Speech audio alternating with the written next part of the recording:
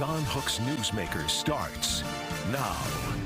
Thanks for joining us on Newsmaker. A cybersecurity expert who formerly worked in the White House Situation Room will talk to us later in the program about Congress's plan to ban the social media app TikTok over its ties to communist China. Again, that's later in the program, but we begin with the top lawwoman in Arizona, Attorney General Kris Mayes. Good to see you. It's good to see you, John. We go way back. Yes. Because you were, in your former life, a journalist. Yeah. And it's been very interesting to watch what's happened in the last month. You've been in the news a lot. Let's start with the first one. You announced the indictments of 5 people in a scheme to defraud Arizona's universal voucher program to the tune of about $600,000. What's your take on this? And is it a complete indictment of the voucher system, or is this isolated? So my take on it is this. Whether you are in favor of vouchers and the ESA program or not, you should be worried about fraud in the system. Sure. And it's my job to prosecute fraud. And we found a situation in which several individuals were creating basically ghost children and fake birth certificates, right, even, John, right, and submitting those for taxpayer dollars and reimbursement as vouchers, and that's just bad. And you know who's most upset about that is you know, sort of, I think, the group of families that originally used vouchers and are still using vouchers, families who have children with disabilities who really need vouchers. And so just in general, it's important to make sure that there are safeguards against fraud, and I don't think there are enough of those. And I think the legislature really needs to, at a minimum, put those safeguards in place. Does it matter that 3 of the 5 were insiders in the education department? Yeah. I mean, these were insiders who could pull this off, and it looks like you'd need people like that to pull this off. I don't know that that's true, and that's my concern. Okay. And so in this case, yes, you had insiders, but what I'm saying, I mean, that's different than a family like spending on ski vacations and calling it education. That's a different. This is different. This is different because that's a policy call. The legislature is apparently allowing that, and you can, you know, I think that's a little, you know, odd as well. But that's not. This is just flat out fraud. Yeah, you know it. I mean, you knew it as a journalist. Yes, you knew it as a journalist. So this is people who were able to create fake birth certificates. It's unbelievable. And I worry about that, the replicability of that even. Okay, so when we talk about this, Tom Horn pointed out there's fraud within the public school system, the traditional public school system. So he's saying, yeah, okay, we had this, and I think he alerted you guys to this, right? Well, actually, we initially found out from a credit union that noticed suspicious activity. That's a good thing. Yeah, it was good for them that they notified us, but no, we actually did. That was how we initially found out about this ESA fraud. So in the public school, past 2 decades, this is a rough number, 10% of Arizona's school districts had about $26 million in documented fraud. That's in the traditional public school system. Here we're talking about 600,000. These are real dollars, either way. Yeah. But do we besmirch the entire ESA program with this whole thing? I don't know that it's a matter of besmirch. Again, it's early. This is early days. Right. This is this is the first year of universal vouchers, and it's a $1 billion program. So we'll see how many millions of dollars of You're fraud. diving in. Yeah, absolutely. Okay, I'm diving in, and the investigation is not over yet. Okay, then you file a lawsuit against a software company called RealPage and 9 residential landlords who engaged in a massive conspiracy to price gouge, according to your office, 100,000 renters in Phoenix and Tucson. We're talking now price fixing? Yes, and at least 100,000 renters, John. You know, I think it could go much higher than that. This is old-fashioned price fixing using new technology. And what was going on is that RealPage, along with 8 or 9 big landlords, including companies that names you would know, Graystar, you know, companies like Trammell Crow, they all colluded with one another, and RealPage, with its algorithm, would say to these landlords, input all of your proprietary data into our software program, and we will spit out the highest rent for you that we can. And then all of you stick with that rent.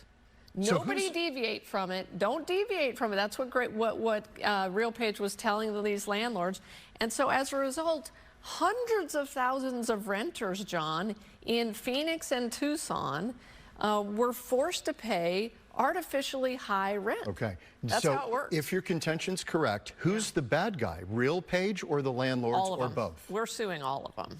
And because they colluded with one another. Wow. And so we're John, we're gonna try to get rent back for people. We're gonna try to get restitution for the people who were harmed. We're gonna try to get a court to stop it, to stop these landlords from using this software in this way. And we need competition.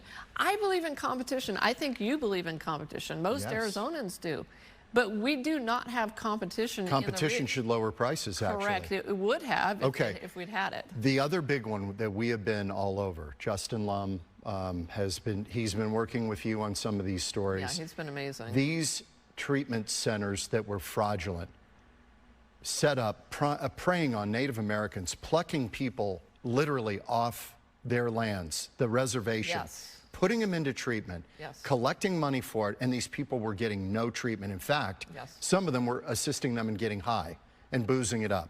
Yes. This is insane. It's totally insane. This is $2 billion, right? I mean, I think Are we approaching $2 billion on this? I think it could get that high. I think it could go that high, and that's why I've called it the greatest scandal in state government history, and I still believe that, John. You called it a stunning failure of government. Yes. There is a thread that runs through this stuff, not necessarily the landlord one, but the voucher, the fraud in public schools. Yes. Government's not minding its business. No. I agree with that, and we need far more controls over taxpayer money. I think that's the important thing to remember. Look, so many people were harmed by the sober living scandal and the fraud in the Access program, and I think Access still has a lot of work, the Medicaid program here, to do to reform itself. But this is taxpayer dollars that is flying out the door to criminals, you know, who don't have to rob a bank anymore. I saw somebody say this recently. They don't have to rob a bank anymore because they can just go to the Access program. And it's not okay. And it's my job to prosecute that fraud. All right.